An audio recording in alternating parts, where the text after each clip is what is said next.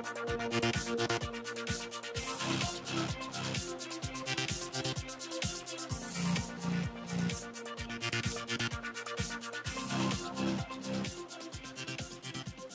thanks for coming along. My name's Phil Edwards, Weald Technology. We've got the orange and grey motorcycle downstairs, if you've seen that. What I wanted to just run through was how we got into that, how that project came about, where we took it to, and what's happened subsequent to that, because that dates back to 2010 and 11, so in electric vehicle terms, quite old actually now. And the bike itself is really just a display bike now. So I'll run through the story of how we got to there.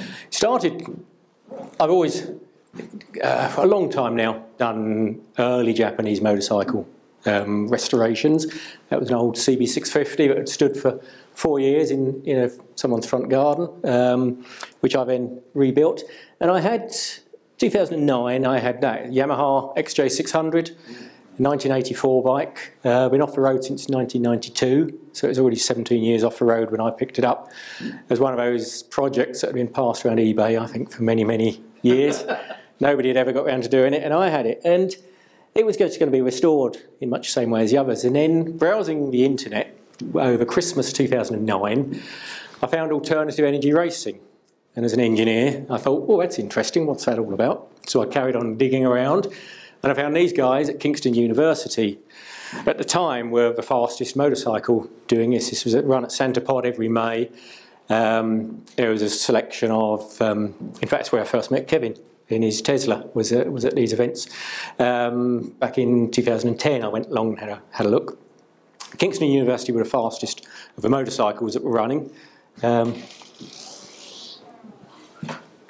on in. So as an engineer, I thought, well, that gives me a target, because it's timed to 4 decimal places of a second. So I thought, I've got something to aim at. You know, I know what I want to do, why I want to build the bike, and what I want to do with it. So I decided we would build a bike to challenge them. Never done one before, didn't know anything about electric motorcycles, but I decided we'd go and see if we could be the fastest in the UK, or the quickest. So I set about stripping down that bike, throwing away all the bits I didn't want anymore, selling most of them off. Took out 65 kilograms of engine and replaced it with 50 kilograms of battery and motor, so that was a good start. 2 motors, I was using Agni motors. Fortunately, TTX had just started the year before with the first of the sort of racing series, and everybody at the time, that was the way to go, was 2 Agni or Lynch motors. The guy behind most of those bikes, you may know Steve Labib at Jostech down at Peacehaven. He was building the Mavazin bikes, the early racing ones. He had converted, over the years, many bikes. I actually bought the motors off of him from a Ducati he'd built, and there's various YouTube videos of that bike. And he wasn't far from me, we're in Sussex, and he was down on Peacehaven on the coast. So I phoned him up and said, I don't know anything about these, but I'd like to build a bike, can you help me? And he said, yeah, come and have a chat, I'll tell you all you need to know. So I popped down to see him, explained what we were trying to do, and he gave me some guidelines as to where to start. So we set 2, started to work out how to fit a pair of motors on there, and basically then did some 3D modelling. You don't have to spend a lot of money on 3D CAD systems, you just get some polystyrene and you make your batteries up. At the time, we had in mind that we were going to use 12 in parallel, so those were 12 little lithium radio control cells with a little circle on the end representing where the wires were going to come out. So we're going to put 6 packs, 12 in parallel, and the 6 then all series up. As it turned out, we went to 10 in parallel and 6 in series, but those were my CAD models of the batteries, which I tried to fit in the frame, and it proved that 1984 XJ600 wasn't a good motorcycle to convert, but I'd started, so we carried on regardless.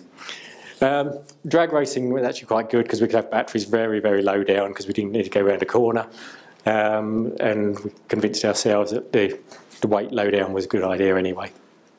So spent most of that summer preparing how we were going to do it. I'd bought the 2 motors off of Steve at the time, so we worked out how that was going to fit, and we had polystyrene models of batteries. So the bike was coming together. This was mid-year.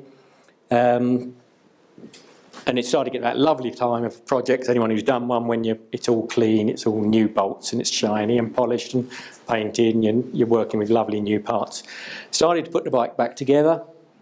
So here we had the twin motors on a pair of plates which we bored in line to get the two spindles in line. So we're going to run a shaft between them with a front sprocket on there, a misalignment coupling just in case, well, I don't think in reality it needed it.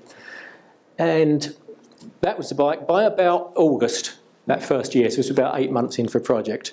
And we got an invite at the time to go to a thing called the Star Eco Rally on the Mall in London, which is where I met Tom from Enercycle. It's where we bumped into each other, and also where I saw Kevin.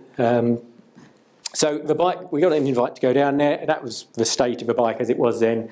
Had two motors, there was nothing else, no other running gear fitted to it, but it was sort of built enough to take along and show what we were up to, even though it wasn't working.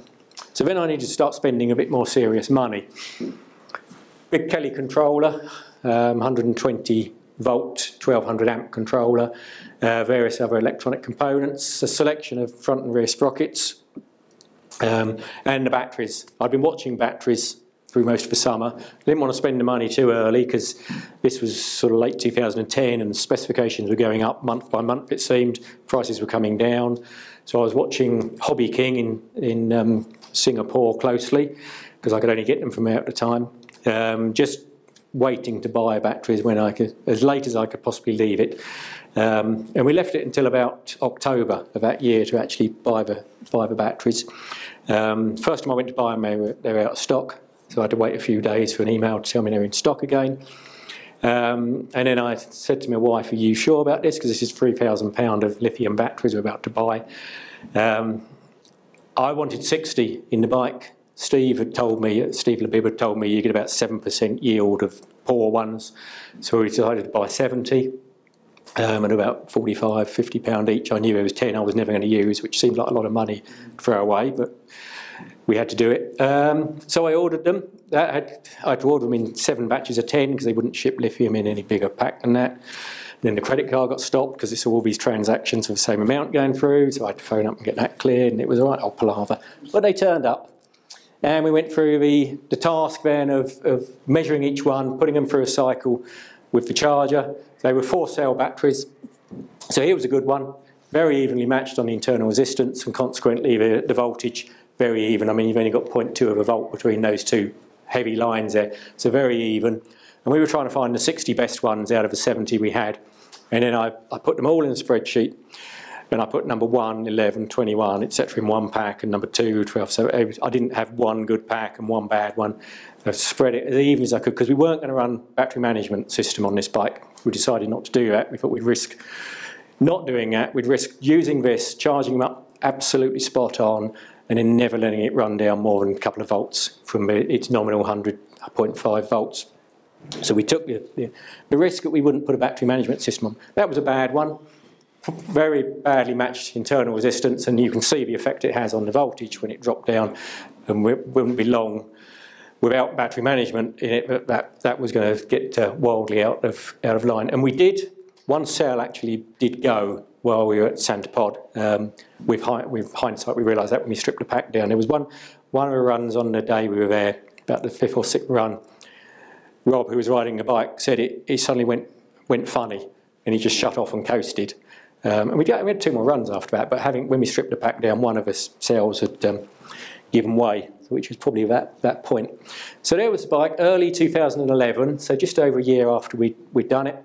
We built the battery pack over the winter, put the bike on a rolling road dyno to set up the motors, which is a good job we did, because they were wildly out of balance at the time, and we were drawing about 800 amps out of that pack.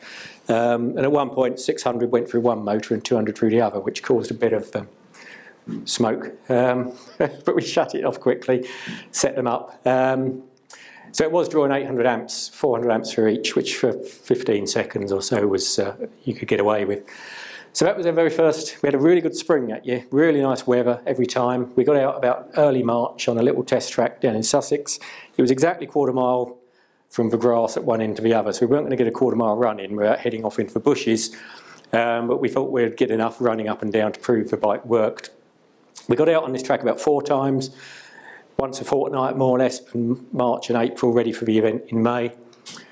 Rob Moon on the right was riding it. He was, at the time, was riding a Yamaha R1 in the Power Bike series. He'd been racing for many years. He was also riding for the Agni TTX team in the TTX series.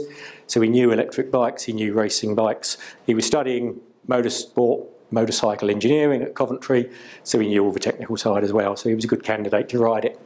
So that was it when we first got it to a track without the bodywork on. And his comments after that first day were all about, oh, the handlebars need to be lower, the fairing needs to be down, the seat needs to be further back. Nothing wrong with the drivetrain at all. He said it's really good. And we were getting over 80 mile an hour on that track before we had to shut down to slow down at the end of quarter mile. So it was looking promising. So we had 4 goes at getting out there, tuning it, improving it, doing various bits and pieces on it. Before, this was the last of the time we got out, about a week before we were going to Santa Pod. We marked out an 1/8 mile accurately, which is with tape we put down, and as best we could with a stopwatch and with recording the speed on the bike, we knew from the timing you get from Santa Pod, they give you the timing, 6 different time points down the track. So we knew by looking back at what Kingston University had done, exactly what speed and what time they took to do 1/8 of a mile. So we marked out an 1/8 of a mile and thought, well, best we can do is see how we are there and hope that we're going to, the second half of a run at quarter mile, will be there or thereabouts. And we were, with a stopwatch admittedly, we seemed to be about the right time, and we seemed to be running getting slightly higher speed at the 1/8 mile mark. And Rob reported it was still pulling strongly at that time, so it all looked good. So we loaded up and turned up at a very cold Santa Pod. It was early May, really cold grey day, very strong crosswind. It was the first time they'd run alternative energy racing on a Saturday. Normally they did it on a Friday, but because it was a very niche, small event, not many people were there. So they put it on a Saturday this year, in amongst a run what you've rung day where everybody turns up. And of course, end of May is the first big international meeting. This was early May, so there was a lot of really big top teams there getting in a last run before the big international meeting. So it was a busy day. And they were putting on the alternative energy bikes and cars at 12:30, 1:30, 2:30 and 3:30. I think there were set slots for them to go out. But we turned up, there was nothing to do by 10:30, so Rob said, well, let's just join the queue and see what we're pitched against and give it a go, see what it does. So he was up on his first run against a Honda 600. And for about half a run, he was just ahead of it until it really got into its stride. But off he went. I'll tell you results in a minute. And then we played around with the gearing. Is it better to have a longer gearing and a higher top speed? It was geared for 125 mile an hour, and it did that on the dyno. We didn't know whether we were better off to get off the line quicker or to have a higher top speed. So we played around swapping the gearing, and we ended up coming back to where we started, which was you need to get off the line faster. And by the end of the day, we had done 14.124. And we were after, I didn't say at the start, but we were after beating Kingston, which was 14.998. So we came away better than them on the day. 96.5 mile an hour, they'd done 92. So we didn't get what we wanted. I really wanted a bike that did about 12 seconds, and we weren't anywhere near to that. But we did what we set out to achieve, which was to be the quickest in the UK at the time. Kingston had been watching what we were doing, because I put it all online. We didn't hide anything. And they had designed a new bike for that year, which they didn't get running until 5 o'clock the night before, and had controller problems, so they never got below about 15 seconds. So we came away, and that's what I'd set out to do. That's all that bike had been geared up to do. But I did drive home thinking, oh, it's so close to 13 seconds, isn't it? And it's so close to 100 mile an hour. What if we come back in a fortnight and just cut a few more brackets off and shave some weight off it? But I said, no, that's it. That's what we set out to do. And actually, if you add it up, we spent about £9,000 to do 6 quarter-mile runs. So it's quite expensive per mile, the cost of that bike. And that's all it's ever done. It's been on display ever since. So it worked out quite an expensive thing. It did. We were very proud. Last summer, it was down at Bewley. They had a special exhibition all through last year of the weird and wonderful record-breaking stuff that we do in the UK. That's it by Electric Bluebird. There was a variety of cars there, so cars and bikes. Well, in fact, it was the only motorbike there. So that was very proud to think the bike I designed and built ended up in the National Motor Museum for a year. It came back a fortnight ago, and hence you see it down here now. But it's essentially a display bike. Then got involved with Tom, helping on his Enna cycle, which again, there's 2 of those on display down there. Played around with that off-road, on-road. We've still got work to do on that, but it's a great little bike. A lot of fun, really good thing. And then I got involved in a few other bits and pieces, kept coming my way. Chap wanted to do a motocross bike. You see my models came out again, my CAD models, and one of the motors got pressed into service for motocross development. That one didn't get very far. He lost interest when he realised how expensive it was going to be. And then Eastbourne Eagles Speedway team asked if we could do anything with a speedway bike. Now they didn't want to race speedway bikes. They said no, the crowd love for noise. We're never going to change that. Can't say never, but what they did want to do is they've got, Eastbourne's track is in the middle of nowhere, but they run junior teams and they run practice nights, so they're racing perhaps 3 or 4 nights a week, or running the bikes 3 or 4 nights a week through the summer. And although they're in the middle of nowhere, they get complaints about noise, and they're saying if we could run bikes, or the juniors, the kids could learn on a bike with fairly good performance when it's quiet, it means we don't have to upset the neighbours so much, and they can progress to a methanol engined 500cc bike when they're ready for it. So we converted that for them, or we got most of the way through conversion, and then they dug up their junior practice track and lost interest in it, and unfortunately the bike went back to them at that point. They lent it to us, so we never got to finish that one. And then we did a conversion for a company that import Chinese bikes. These are Sinis. They're in Brighton, the importer. So they're only not far from us. Their warehouse is only actually about 5 miles from where we work. And they said, can you convert one of our 125 road bikes? Because we'd like to see what an electric version goes like. So they gave me one of their exhibition bikes, and I converted it with lead acid batteries on that one at the time. As you can see, it was registered, put on the road, rode around a little bit, and it was quite impressive. Didn't have a fantastic top speed and didn't have very good range, admittedly. But the big killer was that it was just way too expensive for them to justify. Economically, it didn't add up against what they can import those bikes for. I mean, they sell them at £1,800. They import them for probably less than half that. And there's no way you could build an electric bike that's going to have anything decent. But anyway, like that sort of price, and that's a hard thing that you're up against on some of those motorbikes. But it was a nice bike. It was great to ride. Good fun. They liked it, but as I say, it's all there. It can be resurrected one day when the economics work out.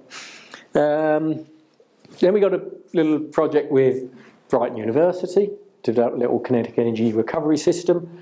So their electronics students wanted to work on that, so we did that. At the time we put some lead acid batteries in the drag bike, 72 volts of lead acid batteries in it, just to run this little curve system and see how it worked. It worked really well. It was a bit like the Vectrix, where it is controllable in terms of the engine braking effect. On the Vectrix, I don't know if you know, when the throttle snaps shut as it does normally, and then you over close it to give you an additional level of engine braking. So you just play with the throttle, you never touch your brakes once you're used to it after half a mile. It's fantastic. And we did the same with a little lever on the left hand, so the more you pull that lever in, it looked for a throttle closed signal initially, and then the more you pulled that lever in, the more it regenerated and gave a bit of engine braking. And that was really clever. It worked very well. And then Speedway came back again. Another person who had been involved in Speedway asked if we could do a bike, and he was a little bit more serious about it, so this one actually got on for track, as you can see. There it is, rear wheel spinning. Started initially again with a lead acid pack on it, then that was upgraded and we built a lithium pack to put on it, which actually was bolted alongside basically the rear swing arm. Almost like where you get the fat silencer. They have quite big silencers on the Speedway bikes, and where that silencer would be was almost like a big can of lithium batteries, which was quite smart. It fitted in very nicely. There it was. That was its very first night out. And the guy who was riding it was a professional Speedway rider who was quite sceptical. Thought he'd just sort of doodle around like on some little kiddie bike, and he stopped after a couple of laps and he said, "Wow, I didn't expect it to do that." And within a few laps he was having a whale of a time on it. It was really very effective. A chap in Germany has also done one. that's now gone back to the chap who sort of commissioned it for us, and he's looking at building those. He's trying to do the same thing. He's trying to do a sort of a practice bikes, or there's quite a lot of people now interested in doing, like you do a track day or you go go-karting. They're setting up speedway events for people just to turn up and have a go, and using these potentially. Meanwhile, Kingston University went to Brighton Speed Trials and beat our time that we had set previously. So I thought, well, that's annoying. I wonder what you do about that. But in the USA, I thought if we're going to build another bike, because I was quite interested, we'd looked at TT, and there was a project in there which was coming out over £250,000. So that just wasn't going to happen, unfortunately. It was a very professional project. But I thought, well, there's no point in me building another bike to beat the UK record again. We've done that once. If I'm going to put some effort in, let's see what's going on. Let's see if we can take on Killer Cycle, which at the time was the quickest bike in the world, over in America. So they were running sort of half the time, twice the speed that we were nearly. 7.8 seconds at 169 was what they did back in 2011, 12-ish. So I thought, well, if we're going to do another performance project, another motorsport project, let's have a go at what they're up to. So we designed, or put on paper, what you need to do to beat that. So I said, well, if they did 7.8, let's try for 7 seconds. That needs to be about 100 mile an hour in 1.5 seconds, 190 in 4 seconds, and terminal speed of about 200 mile an hour is that sort of performance. It's top fuel drag racing, basically. It's what you'd get with a turbocharged 1300 Kawasaki or Suzuki. It interested me because the whole chassis technology and the drivetrain is all available, basically, because that's what the top fuel bikes are running. So the real clever bit is in the drive and in the control of it. Whereas with a TT bike, I could see that all the technology was, a lot of it was going to be in the chassis, and we were going to be sort of left behind. Whereas this was really about developing the drivetrain. So we set out with a plan for a 7-second bike, and then that chap at the bottom turned up and did 6.94. So before we'd started, we'd been beaten, and that's motorsport for you. That's what drives us on. That was Larry McBride on the bike that Sean Lawless built for Orange County Choppers. 6.94, 201, which at least proved my calculations were pretty good, because I said 7 seconds would be 200 mile an hour.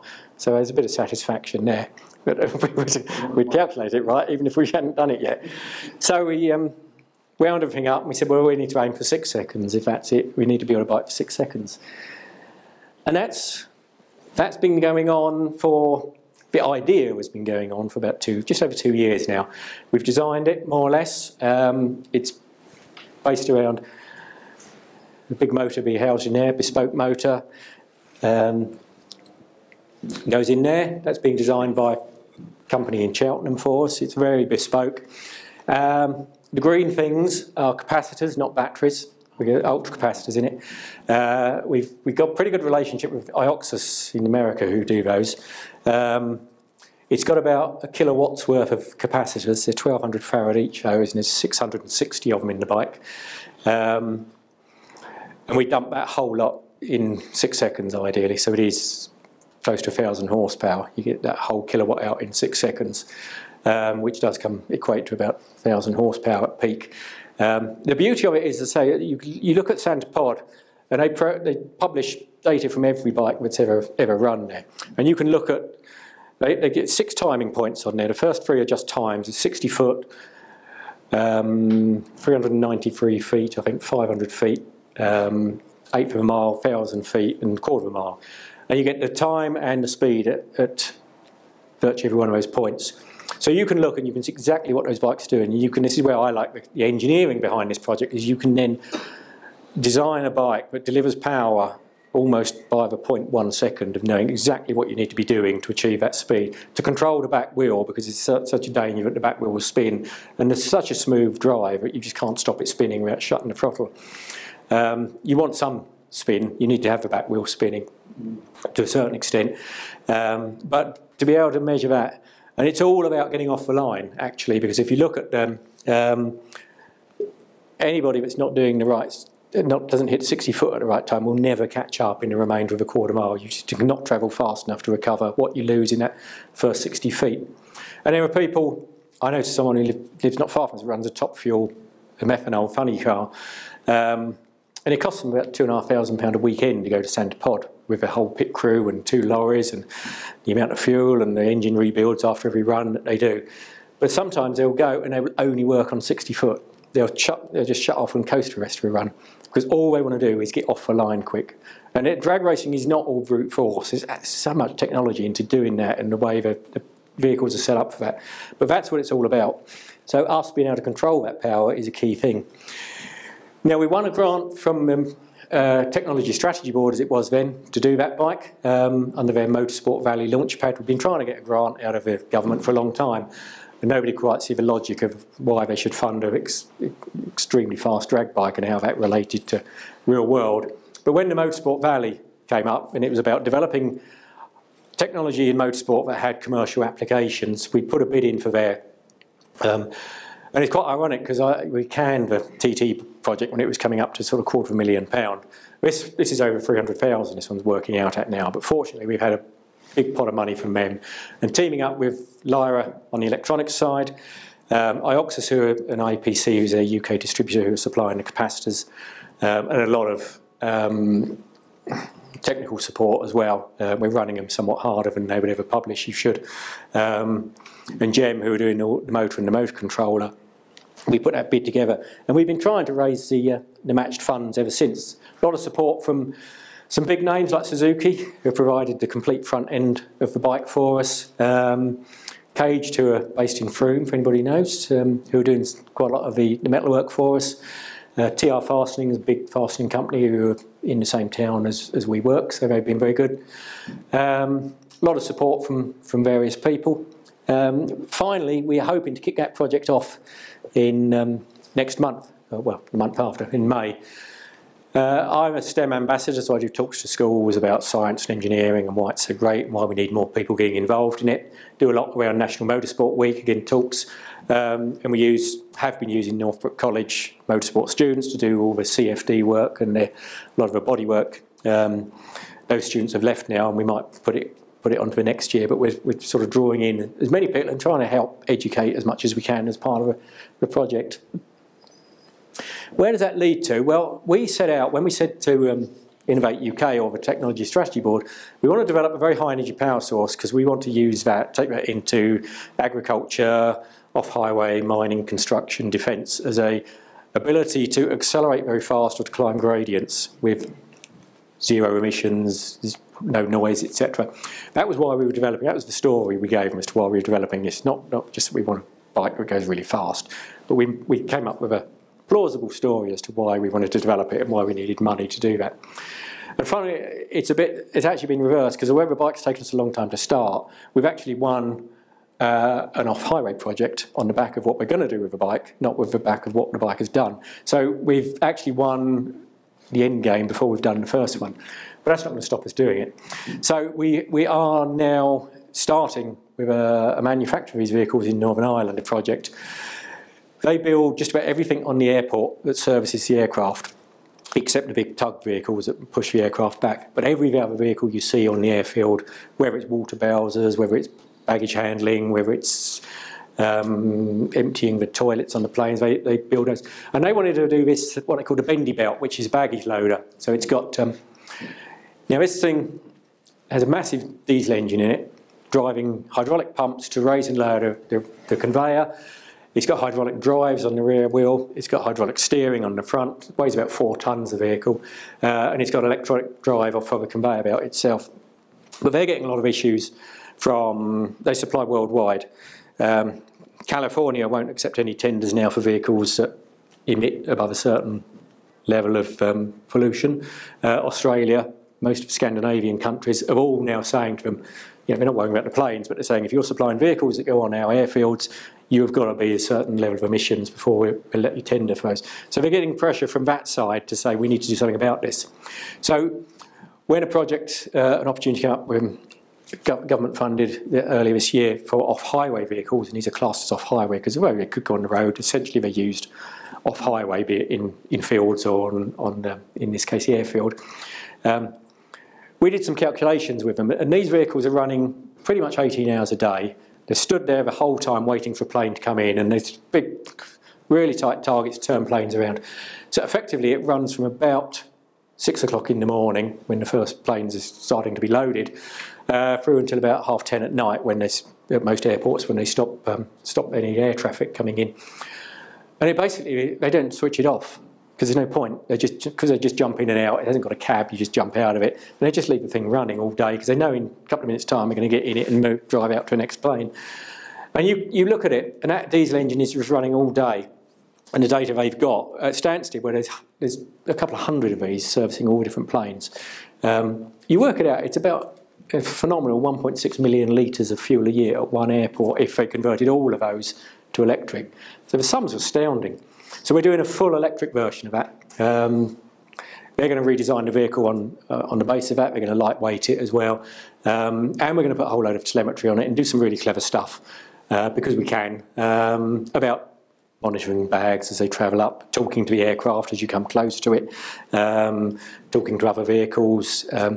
Because to us, there's a great concept, if you like, of a vehicle that's carrying its own motive power. It's going to have enough battery power to run 18 hours, and it's just parked overnight. So there's 7 hours charge time, or 6 hours charge time, which we can easily top it up.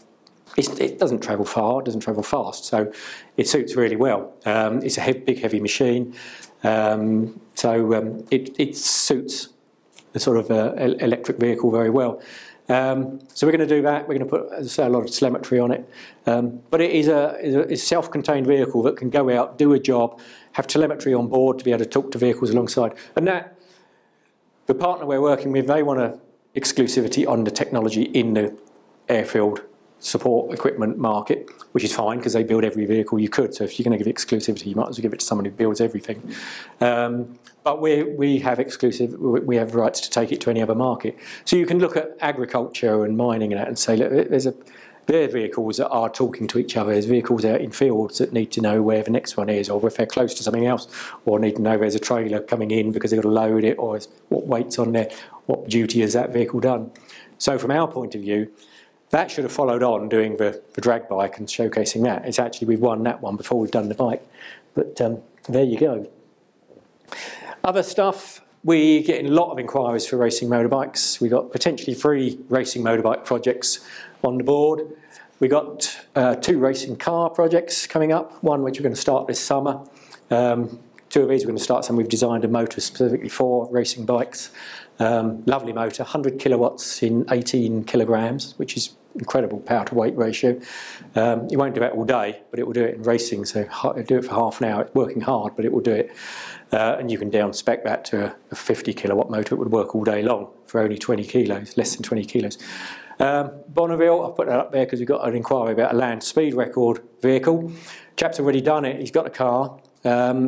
Using a Kawasaki 1000cc engine, he's done 290 mile an hour, so he knows it's good for 300, and he wants us to convert it to electric to take the electric record. That's actually not that easy to convert an existing car, because I'm sure that the bits we need to fit won't fit quite the way we designed the vehicle. But it's an interesting one. He said he'll phone me when he's got the money, so I'll sit and wait. But that's it. It's a very quick tour of the stuff we've been doing. Which all started in 2009 from me Googling and saying, wow, that looks interesting, I wonder what it's about. There we go. Moral of the story, don't Google. Yeah. So that's us, Weald Technology. Fast Charge is the website for the bike. It's the bike project itself. It's got its own website, lots of supporters, and that bike should be running. We get started in May. The longest lead time is the motor development. We're hoping we'll finish the chassis design fairly quick. I want to get the chassis built quite quick because that's something we can display, even if there's nothing in it. But the motor development is going to take sort of 6 to 8 months. And really, realistically, if we start in May, we're into winter then. So we're expecting to run it at do a few slow speed runs as soon as we can next year. So this time next year, as soon as the weather's good enough to get out on a track. And that's not going to be high speed, so we could take it anywhere to do that. Just run it up and down a few times and then slowly build up to possibly late in the year start getting down to European fastest times, which is sort of, I mean, they're Black Currant Beetle is the quickest electric vehicle in Europe. I think we're about 9.7. We should be able to get close to that. I know it's not easy. It takes a long time to nibble away the last 0.1 of a second. So, you know, and they've been at it a long time, so we're not going to pretend to do it straight away. But the year after, we'll see what we do with there. Did an electric bike make the 100 mile an hour at Isle of Man TT? Yeah, they did 115 last year.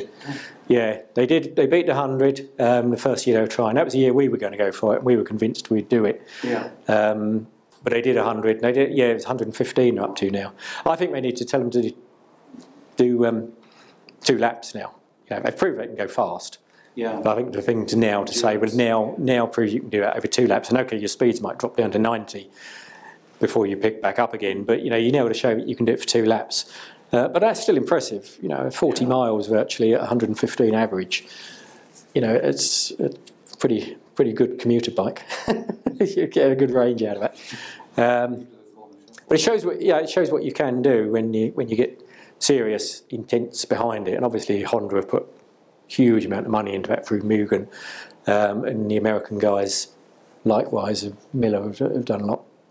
But I mean, I think you're doing cutting-edge research as well, not just for the speed, but electric cars are great, and I've got one myself, but you don't solve the problem of congestion. Only a bike can really do that. Yes. And that's a problem in a crowded island. Yes.